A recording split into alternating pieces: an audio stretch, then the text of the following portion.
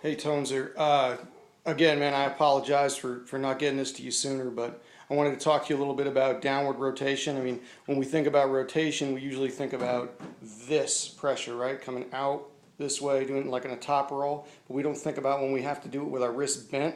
Like if we have to go into a post and we have to come back and wrench back against the pinky and ring finger, just kind of boom, pop back, and then rotate through, or when we're like in a hook and we have to give this pressure to face our knuckles like towards the referee rather than up in the air. Because sometimes, you know, when you're in a hook, you can't drive sideways.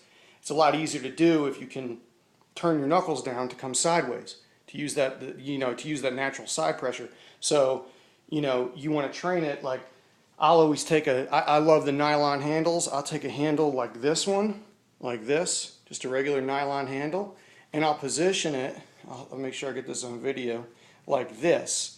Okay, so you can see all the pressure is coming up over my hand. So whether if I'm doing regular rotational stuff, you know, or coming back towards me, you know, I'll use it like this, or I'll use it for supination too, by grabbing underneath it, and now you can see where the pressure is coming from and turning this way. Now when I'm working downward rotational pressure, it's like this. I got my wrist bent. I don't know if you can see how it's bent, but I'll have it bent like this. You see how it's bent down? All right, so it'll be bent down like this, and then I'll be doing this pressure. So you see how it's just, I'll try to get this angle. I'm just rotating my hand through. Palms up. Now my knuckles are facing towards the referee. Palms up. Knuckles are facing towards the referee. And I'm doing that with, you know, with my wrist bent. So I think that's the important thing when I talk about downward rotational pressure. The other thing that I'll do, and this might be harder to demonstrate, but I'll do it a lot of times with a sledge.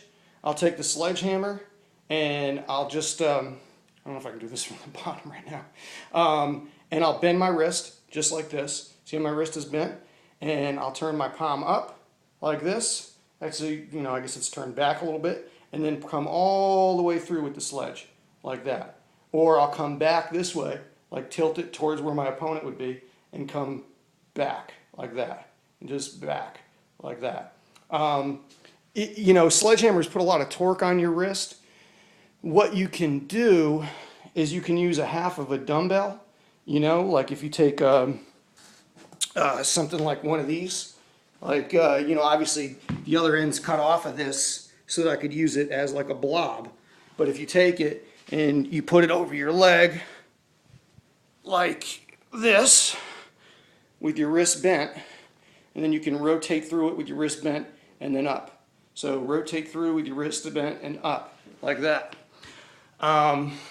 If you don't have one of those nylon handles, you can do it with one of these, one of the tricep ropes, like this, you know, and just bend your wrist and drive through that way. You can do it from over your shoulder. If you can do it on a table, do it from over your shoulder, down that way, like that. So you can keep you can feel what it feels like with your elbow, like down on a flat surface. So I hope that kind of explains it. I'm sorry, like I said, man, I'm sorry I didn't get this to you sooner. All right, thanks.